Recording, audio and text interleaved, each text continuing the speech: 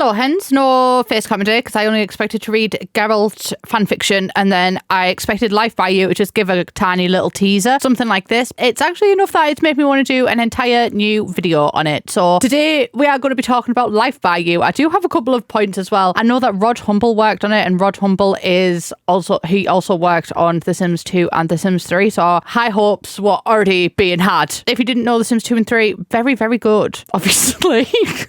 Okay, so we have the live here. I did sit and watch it all. I was literally counting down while I was brushing my teeth, guys. Honestly, it's been a lot. So first off, I just want to say that the name initially didn't do much for me. The name initially, I was like, I don't know, it didn't really hit. And then once I actually started learning more about it, guys, it started hitting a little bit. Actually, it did. It made a lot of sense. So I very professionally have a sticky note announcement with it. Apparently, they said in the beginning it would include children. I didn't necessarily see children, so I can't 100% say. Hopefully, I'll come across it again. But it has an entirely open world, which is something that obviously we know how I feel about an open world. Like, I understand not everybody likes it, but I absolutely love an open world. And when they were going and showing more about the world, you can actually customize every single building. You can customize, and it also works similar to The Sims 3. So if one sim is on one edge of the map doing something, you can then click on somebody else in another section of it, and you can edit every single building. They said, for example, if your work is too far away from your house, you can then move that work to go to your house, like to be next to your house, which is really exciting, guys. And I know that being able to move lots and everything, for example, like this, seems kind of groundbreaking, especially if you're used to a game like The Sims 4 where lots are just placed in a specific place. But this has actually been something that has been in since The Sims 2 and The Sims 3. So I'm glad that we have a game with a return to this. Existing lots. Oh, so you can like save them to your library, choose an icon for it. Oh my god, you can scroll down full screen. Oh my god, besties, sorry, I did not know that. I'm just, wow, okay. Also, you can see here that you can click to move things, but they did say further on in the video that you can actually direct your Sims, but you can actually drive a car. Like, you see that car, you could just click to drive that car, and if you use a controller, you can speed up and things. I did ask in the live chat if we could do a hit and run situation. I did not receive any confirmation on that, so as for that one, I am completely unsure. But also, let me fucking find it first. Bib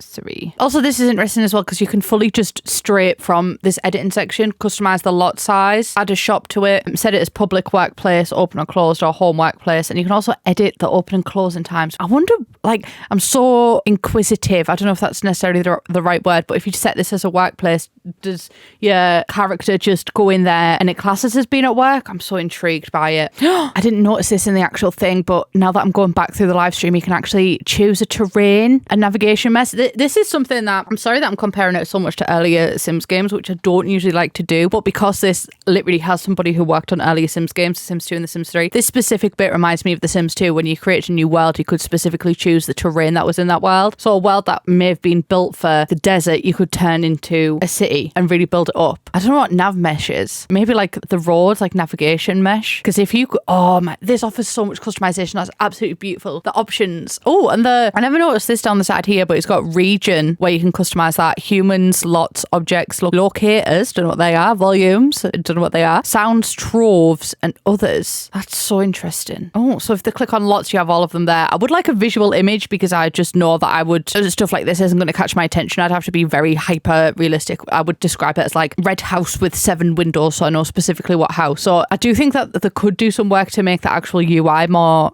visually interesting because it offers a lot of customization, and I'm really happy about that the focus has been on that. But also, I don't know if this is like the final graphic design or if this is still in like the development phase. Also, I'm trying to find it in the build and buy mode because I did definitely see it. It showed a little bit of gameplay there, not too much gameplay, but I did see that you can customize the color of something, and now I absolutely can't find it. So in my notes, I should have probably put timestamps. Oh, but I have really missed for just being able to place a house anywhere. So yeah, in terms of gameplay, apart from going to work and driving and stuff like that, I haven't seen much else. But apparently you can make families, so you can choose a sim or you can create a family in the beginning. But I haven't seen anything about like babies or being able to have children. I did see a proposal, so I know that you can propose to a sim. Not a sim, what they're called, I don't know what they're called. Lives, I'm just going to call characters. We'll just call them characters, humans, whatever. But another really interesting part about the gameplay, which is something that I haven't come across at all really yet is that when you actually speak to other characters, it's actually written language, so you can choose what type of interaction you want to have. So usually with this type of stuff, you just click choose to be friendly or choose to be mean or whatever, but this is actual text, which is really interesting. And I mean, this is something that hasn't really been seen in a Sims game before, like a life sim game really. I mean, there's stuff like Stardew Valley and stuff that has it, but that's not necessarily a life sim, even though it is in some ways. But also this is like the selling point is that it's a life sim, so it's a new thing. And I was originally worried about it because I don't know, I'm really comfortable with like just picking friendly, and because sometimes I'm speeding through the gameplay and not paying attention, I just want to stack up tasks. But that leads me on to my next thing about this, which is just purely the customization that comes from this. Because all of the script that we've just seen as well, you can actually, in Conversation Creator, you can create your own dialogue to tell stories, that you can edit existing dialogue or you can create new ones altogether, and you can import them. So here, like adult to toddler friendly, you can customize all of them. This will be really fun, especially if you're trying to make a really highly stylized world. Obviously, it's great to have the more the merrier, so it's really great to have all these custom things. But for example, where I live, there's a lot of words that I use that would not ever show up in a Sims game because people just wouldn't understand what they meant. So you could really make dialects and accents and stuff like that come towards it. So you could download, like, if, for example, if you find your game too American, you could download an English pack so you can really customize them, because they said as well, one of the main priorities of this is they wanted the community to be able to share their creations with the community, and that was customization was forefront at the mind. So as much as you can customize dialogue and create your own dialogue and import different dialogue into your game, you can also really customize objects, which is so interesting because this type of stuff I've rarely dabbled in. I have dabbled in it, but mainly when I was a kid in previous Sims games as well, like The Sims 2 I think was the main one that I dabbled in this type of stuff in. But you can customize objects. So for example, this is a wheelie bin, and you can change the Q text from it. So if you click it, you can change what it comes up with. For example, I would not call that trash. I could customize that to be like, put the wheelie bin out. That's so cool. And also one thing that frustrates me in games is when specific age categories aren't necessarily allowed to do certain things. So I like that you can literally click who can use it. This could be especially good because I'm trying to think of all the possibilities that this customization can give you. And obviously for super realistic gameplay, it can be, you know, if you wanted to have like a latchkey kid or something, being able to take care of the rubbish or kook or something. But also if you want to do a speed run to becoming a millionaire or something, and you have an object that one of your adult Sims keeps trying to use and you don't want them to use it, you want them to actually interact with something to make themselves a millionaire in game, you could just click to not allow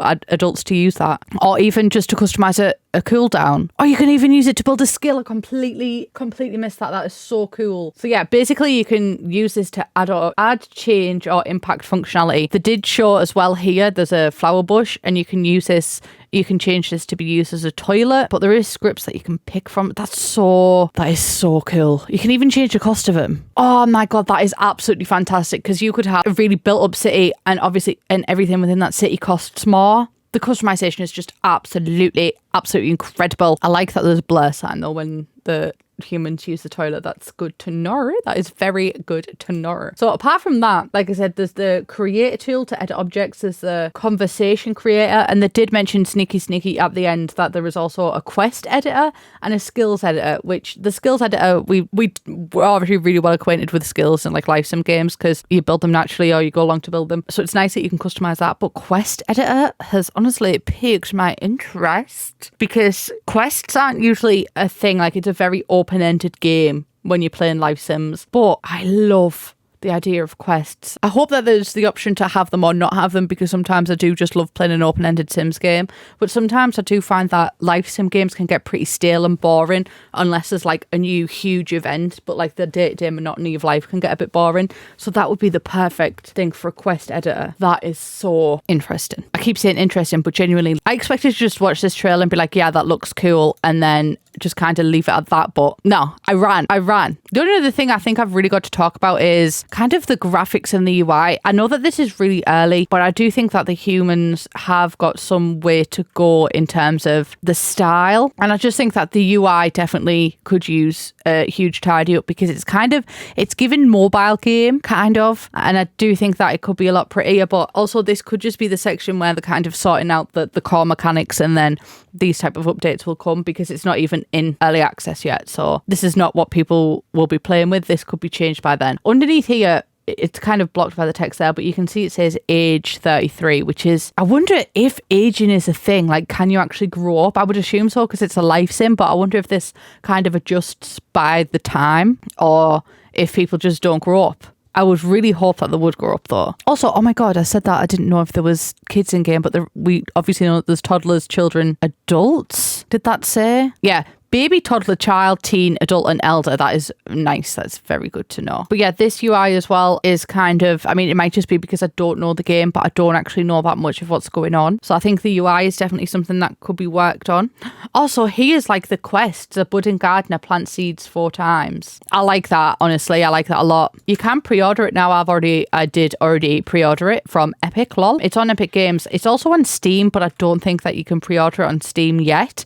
And it comes out literally 2023. Apparently it's been a decade in the making. I think I heard them say that in the video. And it comes out 12th of September 2023. These are the screenshots as well. See, this is given a different type of game when you look at this. This is kind of given Grand Theft Auto in a way. This is given Disney Dreamlight Valley, and this is given a completely different game. And then this is given Paralives. Like every image that I've seen is kind of all given a different game. So I would like to see it more streamlined. Here is the thingies. Oh, so you can scale the patterns as well. That's really good to know. And there's the color wheel as well. Again, like this is kind of difficult to see in places. The UI, I think the UI is the main thing. The UI and kind of the style. But again, it's got a way to go, you know. Haven't seen anything about traits either when you're creating a sim. Oh, no backgrounds. They came from a family of illustrious artists. No pressure. This person is a city kid at heart. Oh, personality, character attributes. That's really exciting, actually.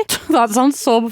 This person didn't have much money growing up. Aren't he, really? It sounds so fucking happy. But yeah, I'm glad that I see them in the pictures because it's quite hard to like scrub through a live stream and see what you want to see. But yeah, it comes out in September. Early access is coming. I think it's like the first 100,000 people to get early access get invited to a private Discord server. And also if you pre-purchase it, you get the Jumpstart Fashion Pack, Vintage Scooter, Walls to Floors Decor Pack. Nice. Discover and complete quests to unlock new experiences. That's got me a little bit nervous. But you know what? It's a new type of Sims game. I'd be open to having that experience, you know. But yeah, I do like the amount that's focused on customization. So all in all, shockingly excited by it, guys. Like I thought that I'd be bothered by it. I thought I'd be moved by it. And I thought I'd be impressed by it because I know that people from previous Sims games are working on this. I didn't expect to be this excited by it. And September 23, like that actually feels close and tangible rather than just being something like an unknown specified date in the future. So that is really exciting. So yeah, that is everything that I have for you today. Sorry about the no cam. I love you all and I will see you in the next one. Bye, bitch.